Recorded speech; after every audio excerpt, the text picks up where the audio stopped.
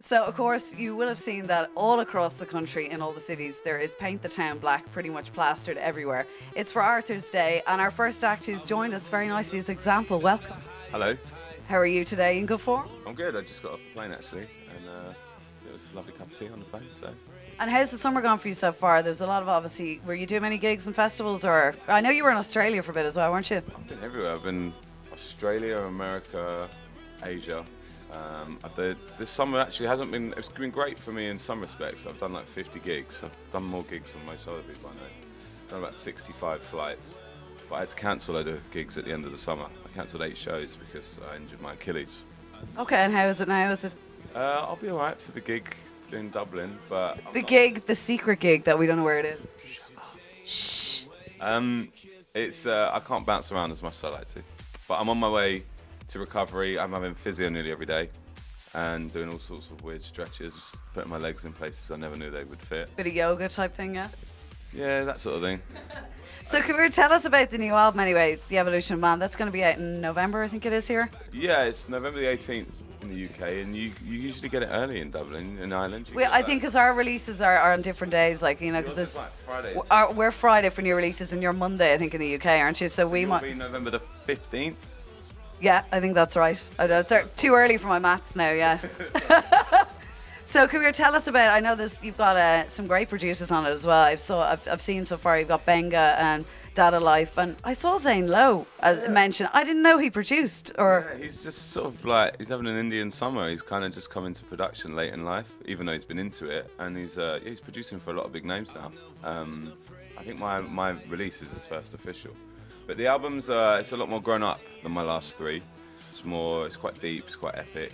But I've heard it's actually quite sort of that there was possibly some inspiration from Kasabian, only insofar as that some of it's a bit. Is there kind of guitars? There's guitars the whole way through the album. There's like it's produced electronically, so a lot of it's mixed on computers, and it's got a lot of synths on it and bass from all the dubstep dance producers on it.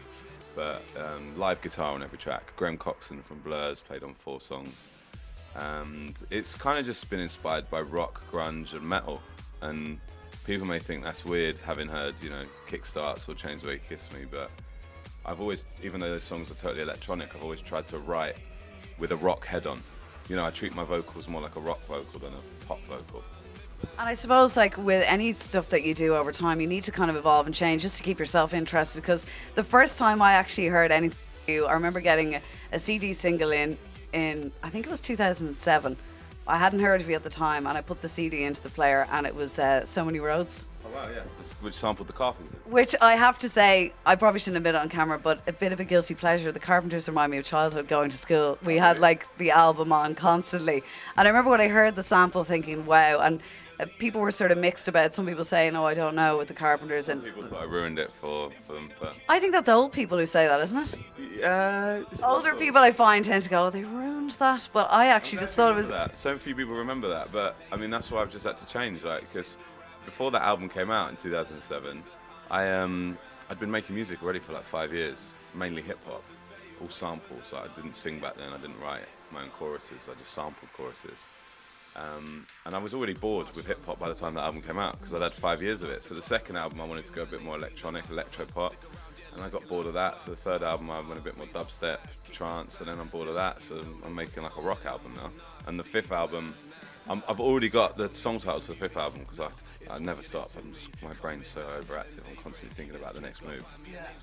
You always seem to be doing so. I know, like, I only recently figured out, I didn't know that you'd actually written The Wanted, Chasing the Sun as well.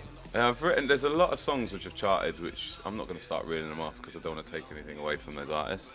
But there's a lot of pop hits out there which I've written, or written the choruses to, or written. And would you have written those for acts in particular, or would you have written them maybe for yourself and decided not to use it, or what way does it work?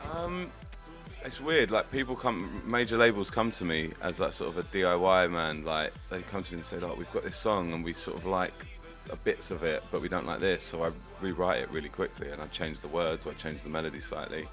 Or there's songs like Chasing the Sun where I was just in the studio one day, wrote a song in about 2 hours, listened back to it, realised it didn't suit me, and then we went, oh, let's send it to Kylie, Rihanna and The Wanted and see who comes back, and The Wanted came back and said we want it. It's been working amazingly well for them. I know it's been huge in the States, and they're doing so well also. Show me the money. And I know you also did a collaboration recently enough anyway with Ed Sheeran, and it's going to be available as a free download. Or is it out yet, or what's the... We recorded this song called Throw It All Away, and he played me the music like a year ago, and then 6 months later he did his bits, and then a couple of months later I did my bits in LA. So it wasn't like we made it together as such. We chatted a lot, because we chat nearly every day anyway. And then we were going to give it away for free this summer, but I had a song out with Calvin, which kind of way, and then my new single Say Nothing came out off the back of that, so that got in the way. Because the thing is like, if for example Ed Sheeran does a song, sorry, I don't want to talk about myself in third person. If I do a song with Ed Sheeran and release it, it's gonna interrupt and confuse what I'm doing as a solo act, because he's such a big name.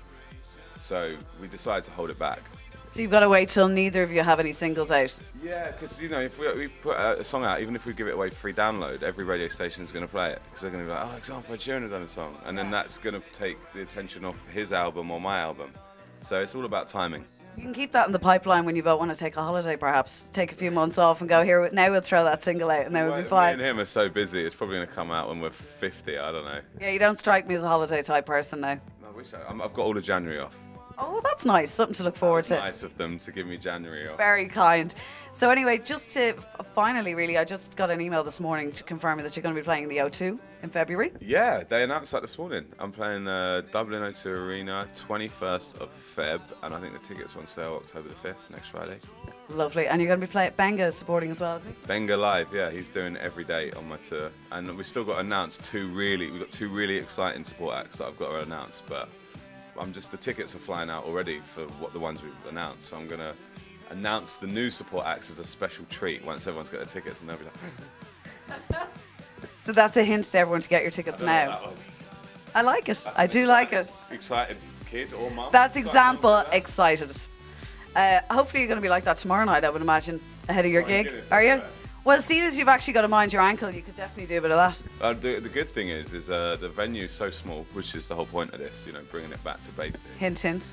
The venue is so small, I'm not going to be able to move on stage, because, you know, the kit that I'm used to is the same kit we'd bring on the main stage at a festival. So we've got massive drum kit, guitar, bass amps, keyboards, like the laptops.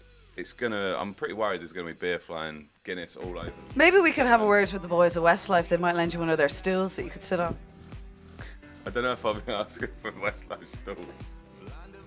I'll see if we can arrange something for you. It's been a pleasure to talk to you, Example, and have a great gig tomorrow night, wherever you may be. Excited.